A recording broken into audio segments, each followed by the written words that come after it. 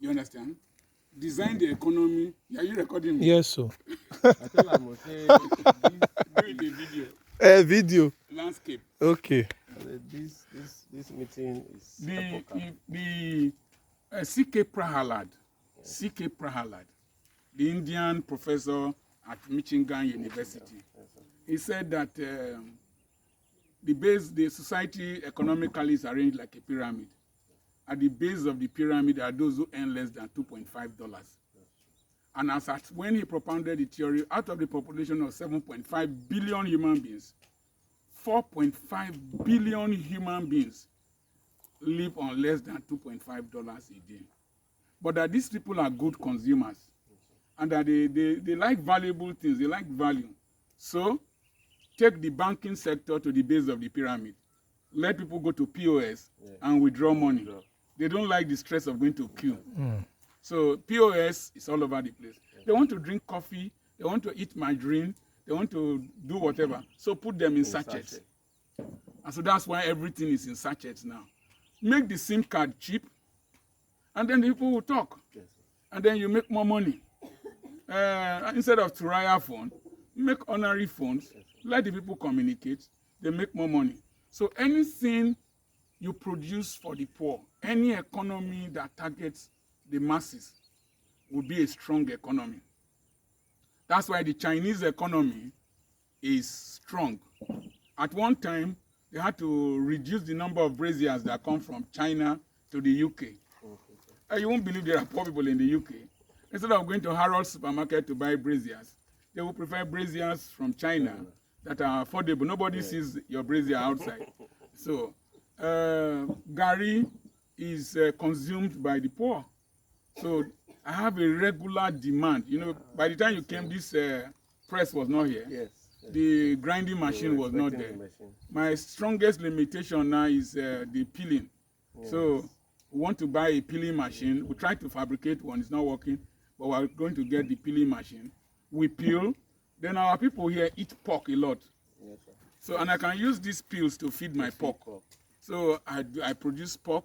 Then somebody has paid for these cassava stems, 40,000 naira cassava stems. Somebody who lived in the UK, taking them to Olomoro. So it just target the poor. You know, when I was running the school, I targeted the children of mechanics, tailors, panel beaters, and all that. Then I created a very nice environment, very clean toilets, very conducive environment, and they will save for 2 years to bring their children to my school because they want their children to appear with the Petra uniform. They want their children to speak well. So the problem we have in Nigeria is that our people don't have the poor at heart. They don't understand democracy is the government of the people, by the people, for the people. Unless it is for the people, even if it is by the people, and it is not for the people, it's not democracy. So if you make more railway lines available, I wanted to go to Abuja. I sat in the train, paid 2,000 something, and I got to Itakpe. So you get another one from Calabar through Port Harcourt to Lagos. The poor will move. They will do more business. Make electricity cheaper. The poor will live better. They won't have malaria like as it is. Let them be water. You know, let them have simple refrigerators in their houses. And then you have peace in the country. So that's the target the poor. And any nation like Nigeria now, our large population, why I don't really subscribe to breakage and all that. Our large population, if you see the biggest economies in the BRICS economies, Brazil, India, Indonesia, China, and South Africa. You now see that these economies are big, just meeting the demand alone of the populace. If we produce rice for Nigerians, we produce erasers, just erasers. We produce office pins.